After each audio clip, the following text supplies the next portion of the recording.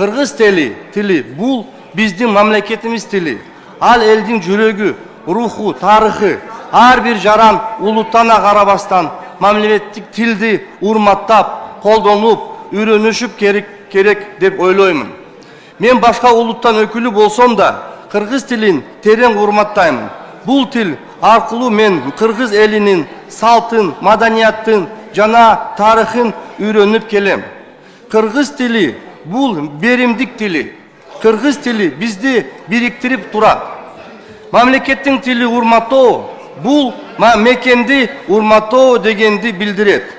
Кыргыз тили үйрөнүү бул мыйзамдан талабыга эмес, жүрөктөн чыгыш керек. Бизден өлкө көп улуттук мамлекет.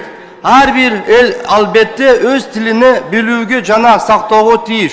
Өкмөткө чын дилибиз менен ыраазычылык билдиребиз. Бүт шарт түзүлүп атат.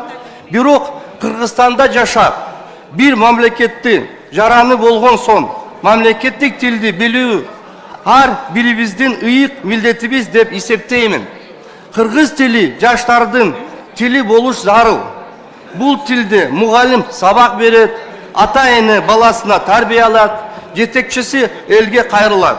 Ошондо гана тил өнүгөт. Депутат катары мен кыргыз тилин өнүктүрүүгө даярмын.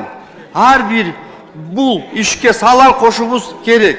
Анткени кыргыз тили бул келечекке жол ачылат.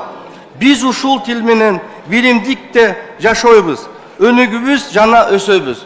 Көңүл бурганыңыздарга чоң рахмат.